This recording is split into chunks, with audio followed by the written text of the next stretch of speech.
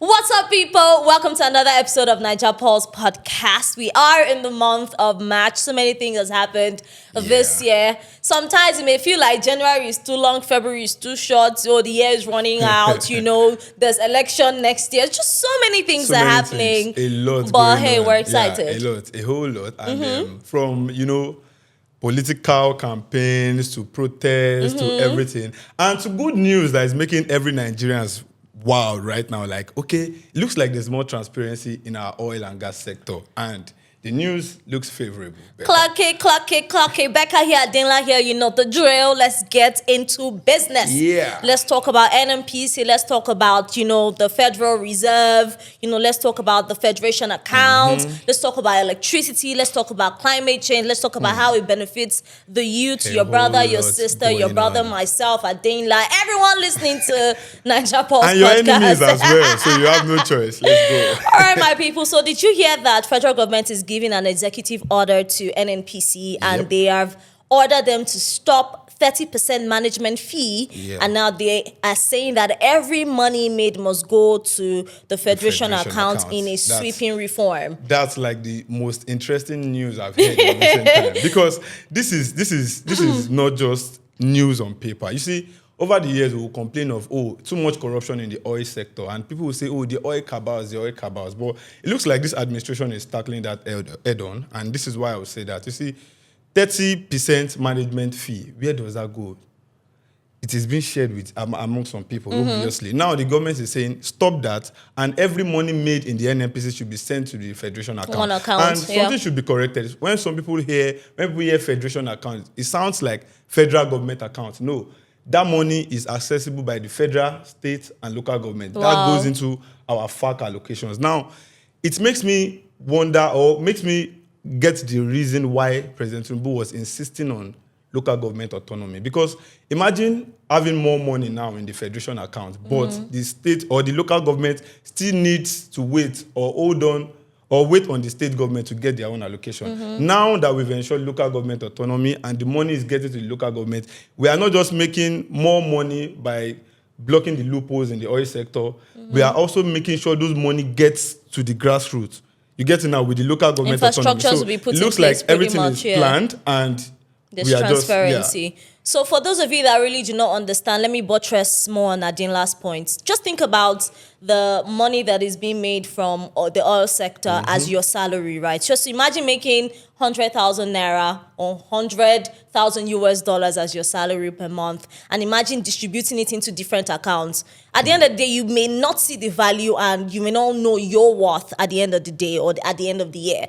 So now, think of putting your 100,000 US dollars in one account. You can see what is being spent, you can track it, and you can tell your revenue, your profit, whatever it is from one account. You know, and that is ensuring and how much is going out, yeah. period. So that is exactly what the administration is ensuring is being put in place. And this actually will bring, transparency in the oil sector. And you may not ask yourself how it affects you, the young people. We are here to educate you. So open your ears wide and listen. So it's actually reduce leaks and hidden losses. So somebody may take money and they don't know that the money has gone. It enforces transparency, like Adinla said. There's transparency in the sector, states, local government, federal. Everybody just sees, if someone steals money, they know where the money is going to, and it can be tracked, and everybody who is, corrupt can be held accountable and be brought to books. It will also make budgeting easier, which affects things like funding for education,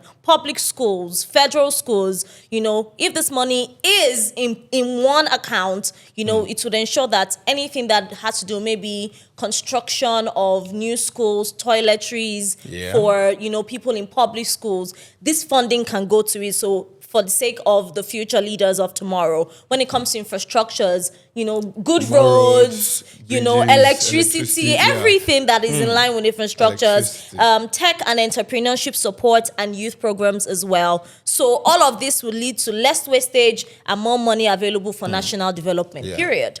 I love it. But then when you mentioned electricity, something caught my attention again. There's another big news on electricity, this has to do with, accountability, and to me, I would say know-how or intelligence now, because this is the news. President Bola Ahmed Tinubu has approved 2.8 trillion naira as the federal government verified electricity subsidy to power generation companies following the tripartite audit that cuts operators 6 trillion naira claim by more than half. Now, you know what this So means? Nigeria was owing 6 trillion. 6 trillion. That was Trillion the amount they naira. said, yeah, Nigeria was owing in electricity subsidy. Now, Mad. President Tinubu said, okay, let's do proper audit of this figure. And then after the audit, they So found they were out owing less. we were just owing 2.8 trillion naira. That means the middlemen or some kind of games in the center were about to cut 3.2 trillion off Nigeria. That's ripping off. That's that's crazy. greed. This is Come on. accountability. This is transparency. This is everything you can call it. And Yeah. of course, this money should be spent on payment. Okay, the payment now of this money now will be paid by bonds, not like paid in cash directly now. It will be serviced by bonds, and this will also help us in infrastructure. But how does All of bonds this- actually, remove this debt though? Sometimes it confuses me. Or you want the federal government to say, okay, this amount we are removing it from our account and we are paying. No, of course that's practically maybe possible, but not feasible right now. But then, do you know how much of corruption we are sweeping off the system with this? Because I imagine if there were a group of people in the middle now, the middlemen, cutting away as much as 3.2 trillion naira. But that's just too much. That's too outrageous. So what is stealing in millions and billions now too small for people? Now we don't graduate to monkeys swallowing millions and billions. Exactly. Maybe these are the real monkeys in the center before. Now the system is more transparent, and this will go into strengthening electricity and all of this power grid falling here. And wait, for a while now, it's been long ahead power grid failing. Adela, please. Because Becca, your argument has always been power grid falling. Please, when was the last time power grid fell? Okay, power grid hasn't fallen, but it has been faulty for the past 3 months. December, January, February, we've suffered light. If you go on Twitter now, see all the tags and comments under AEDC's post. People in Jukwe, people in Buhari, people in Karu, people in Kuje, people in Area 1. Now, do you know why I like this analysis you just gave? It's because you've also exposed the corruption in this sector. Now, imagine the money that was supposed to go into this, and some people were in the middle, cutting as much as 3.2 Is that why power trillion. grid cannot carry the power that is being supplied? Because when the money that's supposed to be used to finance all of these things is being stolen, the what do you entirety expect? of the power grid needs to be changed so that it can carry the load that is being supplied. It's as simple as that. Becca, if you see the money, they say, okay, we want to change the power grid completely, you will still come out and complain. But if the power grid could be managed, of course, why not? Adela told me off air that what was the thing that you said, that we have the cheapest supply of electricity? Of course, the electricity is still being price. subsidized in Nigeria. And still, it's still expensive, guy. Before 20,000 naira used to last me a month when I was. Then there was no band A, band B. It was just meter, right? It could last a month, but now 20,000 naira can take you through the But week. were you having as much electricity supply as this then? The maximum hours that we get, even in band A, that is supposed to be at least 23 hours, is 19, 18, 17 hours. But I feel like we're being at the time you were scammed. saying 20,000 naira would last you for a month. Were you I was having saying up it to would say yes. How many hours? 24 how many hours light? Oh my God. 24 they hours? were not taking lights in Wuse So Zone 6. who were the guy. Nigerians complaining there was no light then? In certain places, there were no lights. In Okay, places now- like Buhari, Galadimawa, Gwagwalada. Now, do you know what the experience of those people is now? It's still bad. As bad as it It's used to be. still bad As because bad as it I used don't to be. understand how you are increasing tariff. Okay. You've increased the band. You've given us now categories Band A, and B, classified C. us. And you said band A is going to be more expensive. It's going to give us more tariff, or more money, less tariff rather. But then with the more unit. electricity supply as well. But then it is just more money, less tariff, less electricity supply. Why? It's not But you making any confirmed sense. 19 hours electricity. Yes, 19 hours is horrible for the amount of money I'm paying. I stay in Ikotun, Lagos. Uh-huh. Now, anybody watching this podcast from Ikotun, Lagos should confirm in the comment section if electricity has not improved. In Ikotun, Lagos... I beg to differ. Okay. I beg to differ. I can call somebody living in Ikeja or Ogba now. Don't worry. That is People always in the comment tweeting on section... IKED. You know what? People in the comment section, let them be the judge. Adela, in Ikotun, I can call just let me limit it to Ikotun. Ali Mosho local government in Lagos Go and confirm. Okay. There is improvement in electricity, and if you are on band A, you can see the difference clear from what we used to have before. Are you This done? is my own area, Okay. and this is my own Adela, testimony. I can talk about Aja, and I'm talking about VGC to Shangotedo. Is that and where I you can, live? No. That's Hold someone on. else's story. My parents live in Aja, Okay. right? And I went to see my parents a couple of weeks ago. Okay. Trust me, because of the estate generator, that's why they have steady lights in their house. So- hold on now. And then my friend lives in Ikeja. She is constantly, and I'm talking about Ogba, which is Ikeja district, right? She's constantly acting at IKED incessantly, so that from the fact that she leaves the island, the mainland, to go to the island, because there's better supply in Lekki. Okay, so at the end of the day, there are certain places that even if they are in band A, they're not getting the value for what they are paying. I don't want to believe this because that is not my story. I gave you an example of where I live. And I'm giving you In an example Alimo. of where I live, That's where my not where parents you live, live. where my friends Now, live. you said where your parents live, that they have estate generator, and that's why they could boast of 24 hours light. Not now, 24 hours, but when AEDC or IKED takes light. God bless you. For the moment where the light trips off. So that means they're not there's- even getting up to 12 hours of light. Nobody is saying, are you can you say that I'm categorically? exaggerating. Of course, you see but now. at least they're getting at least 15 hours of light and they're in band A. Now go No, I don't and think check. it's Go and fair. check what it is like before now.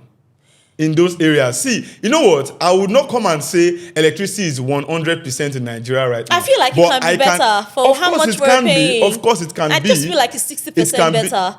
60% better. In my I rate it opinion. more than that. I feel like we are supposed to be I'll enjoying rate 24 it- hours of light because now in me, Nigeria. where I live in Lagos, Mm-hmm. there's a time that when NEPA brings light, the whole street Up goes NEPA! crazy up. But now NEPA brings light. Okay, I feel like it's only it when can be NEPA takes better. light that is like, oh, they took light. This is the reverse of We the agree. situation. We agree to disagree. we used to have before. We So- agree to disagree. But then we know we can always get better. I cannot agree. say this is the same situation all over Nigeria. to So disagree. till someday everybody can tell the same story of better electricity. Imagine me living in a block of flats now. It's only people that have solar panel that are enjoying light when they. It's so annoying. But Becca, it's, since it's you have all 19 good. hours, you can augment with your solar panel for the remaining 4 hours or 5 hours. Yeah. Anyways, moving on. Let's talk about climate technology and operations. Okay, so right now the federal government is ensuring that there is going to be some climate change. Let me read the news for you guys. So President Bola Ahmed Tinubu is unlocking $35 billion climate investment to jobs for young Nigerians. This is a very tough priority, and I dare say it's a win. So we're securing and unlocking a $30 billion climate investment pipeline. Okay, so what this means is this positions Nigeria as a major destination for climate tech and climate finance capital. So this is a substantial economic and environmental government win. So what this would do is it would ensure that we're connecting climate investments to job creation for Nigerian youth. So this ties environmental policy to social economic development. And another point that Adinla said in the beginning that says, youths can learn about climate tech. It can lead to now more knowledge where youth can even leave the country, get job opportunities abroad, and even get job opportunities here in Nigeria. Okay, so this also states that it will have execution of high impact governance priorities and commitment to structural reform. I love it. I think this is just big. So there will be creation of more modern climate tech governance architecture, professionalism of climate policy implementation, a public and dialogue platform on climate jobs and national policy. It just wins back to back to back to back to back. A whole lot there. Yeah. That figure is massive. Now, the problem for me is this. Are Nigerian youths even aware? They are not aware. That's what we're telling them. That's why we're telling them. But then, if you look at the Nigerian society today, news like this feels like, can we just scroll to where somebody's twerking? Yeah. So you get, at the end of the day, you still see the same set of youths still come out and say, oh, what has the government done? So Nigerian youth, I just think personally, we need to prioritize getting quality information, actually. So Facts This is a big one. on And then, facts on facts. So to just summarize everything that we have said here on the podcast today, remember that all Nigerian oil money is now entering one transparent account, so no more hiding places. Yep. There is a $30 billion US dollars climate investment wave that is coming, and young Nigerians are the Big ones one. to ride it. Okay, you are the ones to leverage of it. It is tech. You can use AI to gain your knowledge. You can use AI to navigate the climate tech world, and you can soar like the wings of the eagle. And then climate policy isn't just about the planet; it's about jobs and business opportunities for the youths. And of course, there are hard reforms today that are aimed at creating stability, not just for today, but for the future as well. So your voice needs to be heard. You need to harness new skills. There are new career paths that are undiscovered that you need to start discovering as well. Just like how everybody saturated the content creation space, how about we come and saturate the climate tech space as well, and we can start earning it's just, in USD. I think it's information most importantly right now. Everybody knows, if you go into content creation and you are getting the views, you can start making money off it. Yeah. So people need to also know, if you tap into this climate tech space, you can also make money. So information is power. Nigerians, you should get the right information. And Becca, for a moment, can we talk politics? Okay. You see, if we talk about all of these things, like, okay, this looks like wins on paper, and if Nigerians actually tap in, they can actually benefit from it. And most importantly, to the transparency in our oil sector, every Nigerian can attest to this. Over the years, we know how money goes there. With all of this, do you think this can guarantee this administration a re-election? I think it may turn the heads of some people, but for some people that are still in the lower class sector that do not have maybe educational background, they are not opportune to, go into MMT, the tech space, climate space, or even the mineral space, like we talked about a couple of episodes ago. They may not see how these things are beneficial to them, and they may not be privy to enjoy some of the wins that the government have put in place for the youth. So, some of them may just be blind by loyalty, tribalism, which is not bad, or just being stuck in their ways to voting for this administration. There's absolutely nothing wrong with that. But I just feel like if security is 100%, I know it can't be, but 100% is a stretch, but at least close to 100% in Nigeria. Those are things that can turn the heads of people. Course. If they can now renovate, some of the public schools that look really bad. It can turn instead the heads of having people. individuals going to these places to do it. Yeah. Because I So saw a video heads. recently online where a lady, I don't want to mention the name, got monies from two big personalities in Nigeria, and she went to a public school to go renovate the place. And I'm like, okay, she did that in 6 days, I think. in 6 days. Okay, this is something the government is supposed to be doing. Yep. And that's a way to Have win you gone that to some of now the imagine grammar schools imagine if that lady is somebody who does not believe in this administration. She can easily tell the people that, see, the government did not do it for you, but me, I did it for you, and I'm supporting this person, so support this person. I mean, that's something that anything that has to do with PR, publicity, can be turned in any direction. It can be positive, it can be negative. She can also come out and say, I did this, your government doesn't care about you. Exactly what I'm saying. So you can just go and in also, both ways. for all of these things the government is doing, I still feel there's some kind of disconnection between the government and the people. We cannot be having massive projects going on like this, and there is lesser publicity about all of this and more publicity on 2027 election. Imagine if it's a movement as big as I think they're this, doing the best that they can, to be honest, because they post a lot of wins on their social media on their platforms. social media space. But imagine a movement as big as City Boy going around to campaign, and in their campaigns they go out and say, oh, have you also heard about the 3MTT program? You can apply this way, you can apply that way. Go to these places they go to campaign for election. So it boils down to committees like that to increase their voices and leverage of social media, whether they get backlash or not. It is not, you can't blame like the public for not knowing. You people should increase your but somehow PR. you take the PR to the public to let them know, please vote where you see this, maybe you see broom, bucket, umbrella, jacket. Vote in this place. If you can educate them to that level, I think you should be able to educate them more about the benefits of this At the administration. end of the day, it Yeah. boils down to PR and Yeah. it boils down to ensuring that you're meeting your target audience. So, my people, on that note, we are drawing the curtains right here on Niger Paul's podcast. Yep. It's been an amazing episode, and of course, we're gonna come back next week and the week after and the week after that. Okay, Yeah. and ensure you follow us on all our social media platforms: Instagram and Niger Paul's podcast, on X and Niger Pulse Pod, on TikTok and Niger Pulse Podcast, and of course on YouTube and Niger Pulse Podcast. Like, share, subscribe. And as per usual, my name is Becca Beckett. Yeah, my name is Adela. Nice to have you here and hope to have you next time. Bye. Signing out.